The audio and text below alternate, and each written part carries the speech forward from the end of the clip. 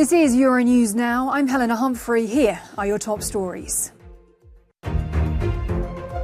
Ukraine's President Zelensky vows to protect UN inspectors trying to reach the Zaporizhzhia nuclear power plant.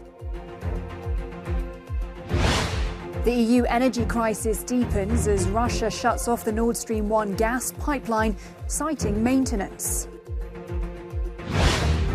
And tributes pour in for Mikhail Gorbachev, the last leader of the Soviet Union, who's died at the age of 91.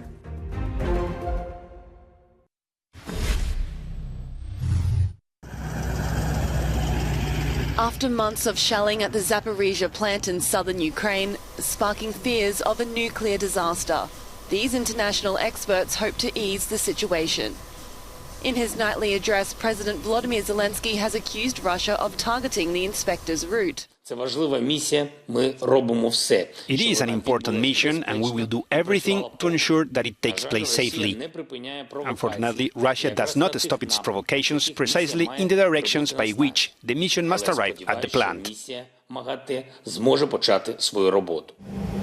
The team is expected to arrive at the Russian-occupied power plant on Wednesday.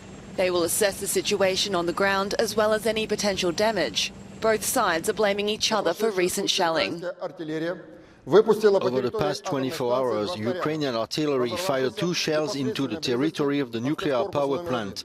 The radiation situation at Zaporizhzhia nuclear power plant remains normal.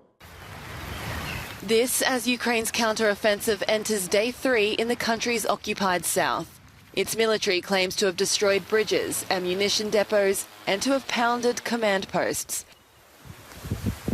But Russia says it has inflicted heavy casualties in return. Kyiv's counterattack comes after several weeks of relative deadlock in a war that has killed thousands, displaced millions, and destroyed cities.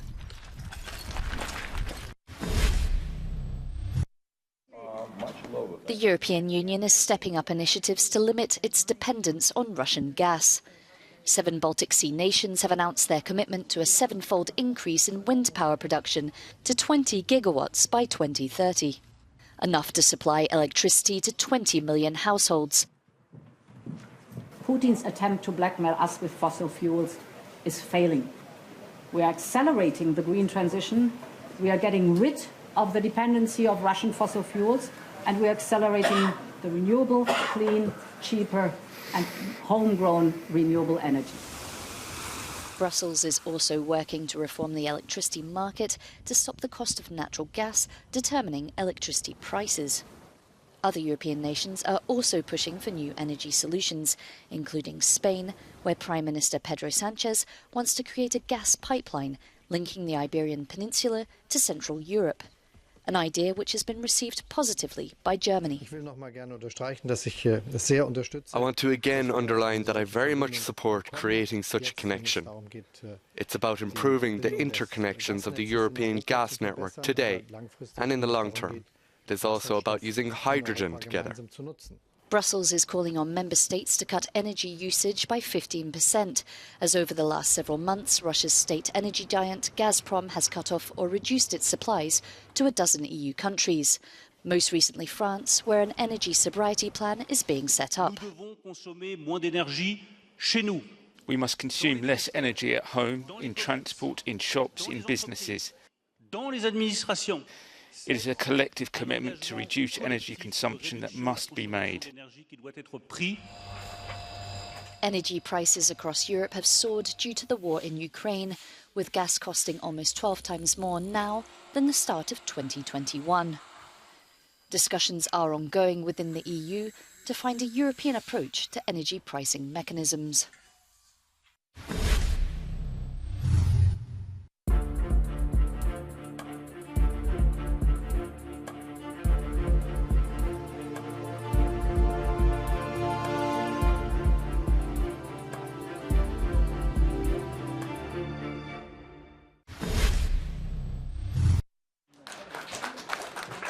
The Soviet Union's last leader, Mikhail Gorbachev, has died at age 91. He is known for the extraordinary reforms that led to the end of the Cold War. In 1990, he won a Nobel Peace Prize for that role and spent his later years collecting accolades and awards from all corners of the world. Yet he was widely despised at home. Russians blamed him for the 1991 implosion of the Soviet Union. The hospital in Moscow where he died said he had been suffering from a long and serious illness.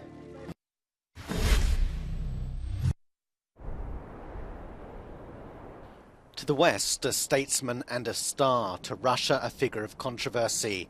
A man who came from the Russian steppes and who would change the world. His friends and companions described him as ambitious, hard-working, charismatic and kind. As he moved up the ranks in the Communist Party, he grew more and more frustrated with a system that made improvement impossible. Once head of the Soviet Union, he launched the perestroika, which means restructuring, and glasnost, transparency. But in 1986, following the nuclear disaster in Chernobyl, there was no sign of transparency. Information was withheld and then misrepresented. Gorbachev only addressed the people 19 days after the accident, saying authorities had been afraid of panic and admitting his mistake. After that, Gorbachev was more determined than ever to implement his reforms. In 1987, he signed with US President Ronald Reagan a treaty banning intermediate-range nuclear missiles. Gorbachev and Reagan both wanted change, and their friendship ultimately helped thaw the Cold War. Gorbachev had unleashed forces that he chose not to check. When, after months of protest, the Berlin Wall came down in 1989, he didn't intervene, and in doing so avoided a bloodbath. But his permissiveness didn't extend to the Baltic states. In January 1991, Lithuania's bid for independence was suppressed by Soviet troops. In the clashes, 13 civilians died. In August of that year, hardline members in the Communist Party opposed to Gorbachev's reforms attempted a military coup. They were defeated in Moscow by civilian resistance, led by Boris Yeltsin. Gorbachev, who had been held at his home in Crimea, lost his authority. He resigned in December 1991, and a few days later, the Soviet Union officially ceased to exist. Gorbachev would be awarded the Nobel Peace Prize and will be remembered as the man whose reforms hastened the end of the Soviet Union and brought the Cold War to a peaceful end. His own assessment of his career? Some people see me as a soft man, he said. But isn't it interesting that such a soft man changed so much in the space of 6 years? I made the right choices. If I were to return in time, I would make the same choices, but I wouldn't make the same mistakes.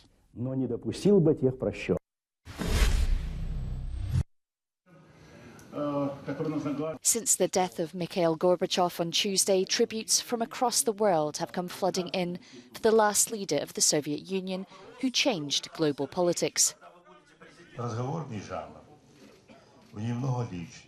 On Twitter, President of the EU Commission, Ursula von der Leyen, called him a trusted and respected leader. UN Chief Antonio Guterres added that he changed the course of history. British Prime Minister Boris Johnson praised his courage and integrity in bringing the Cold War to a peaceful conclusion. And France's Emmanuel Macron hailed Gorbachev as a man of peace. When the world saw conflict and stalemate, he saw peace and possibility. He was the epitome of courage and vision, and he was a reminder that it takes more courage to end a war than to start one. The Australian Treasurer, Jim Chalmers, summed up what many are surely thinking, comparing Gorbachev's legacy to the situation Russia currently finds itself in.